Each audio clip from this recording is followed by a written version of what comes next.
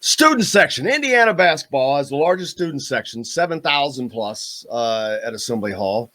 Mostly in that section there when you walk in and going up.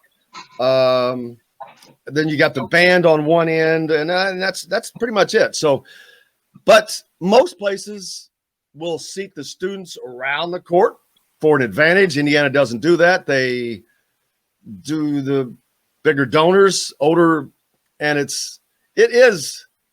I think Indiana needs to change that. It's too much about the money. Indiana does not have a freaking problem with money. They've got all the money they need. Yeah. Especially now that McRobbie's leaving, they'll be much better off without him siphoning off all the athletic money. So I would like to see students in the end zones, and I'd like to see students closer to the floor. Not, no offense, I don't want to see an 82-year-old couple sitting there next to another 82-year-old couple and next to another. Just, you want energy and excitement. That's right.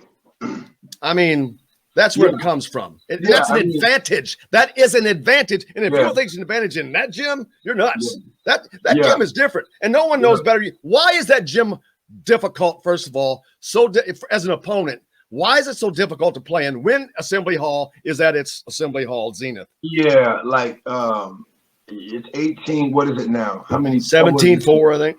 Okay, 17-4, right? So think about that. And in the majority of those seats, you're going to see pretty much a sea of red. You won't see a lot of other whatever team they're playing against. Like I met you when they played Penn State.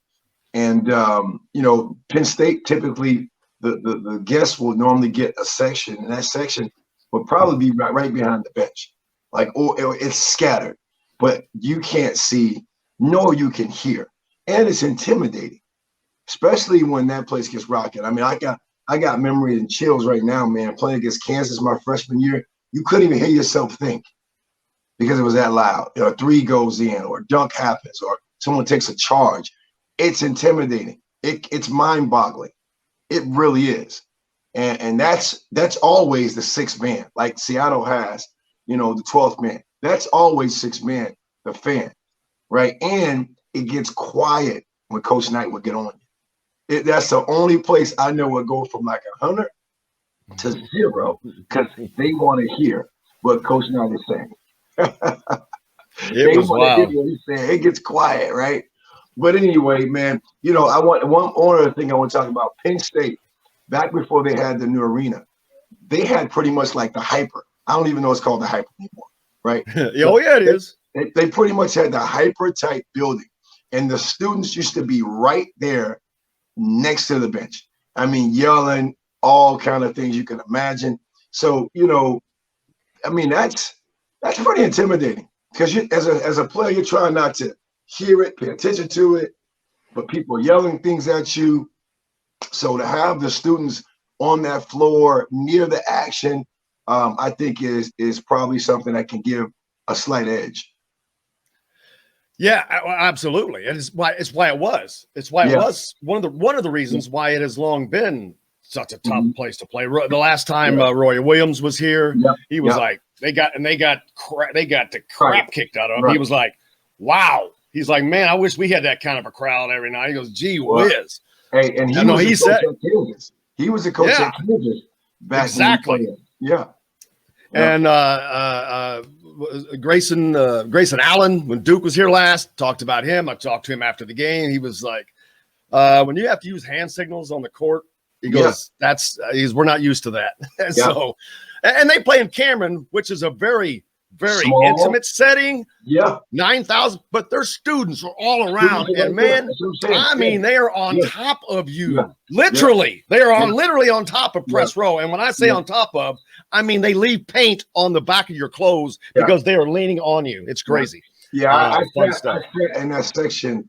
Mike Schrage, remember we talked about him. He's at Elon now. He was the assistant coach when I was living in Raleigh, North Carolina, and I went to get him on.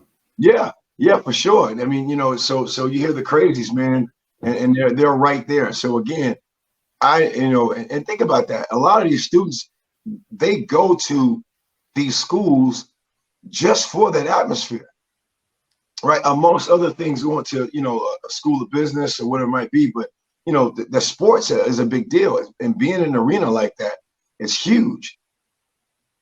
Absolutely. And so what would you like to, as a player, what would you like to, where would you like to see the students? How would like to see the students on the visitors side? Heck, just all yes. You know, that's actually a question that I talk about. Like, you know, who should you talk about as a player if you're being interviewed? One, you're the fan, the student section. You need them hooting and hollering and getting under the skin. You need every advantage you can get. And that's the whole point of it. Why is that not the case? Oh my gosh. Right? But if I'm over there designing, hey man, y'all are sitting over there right by the bench.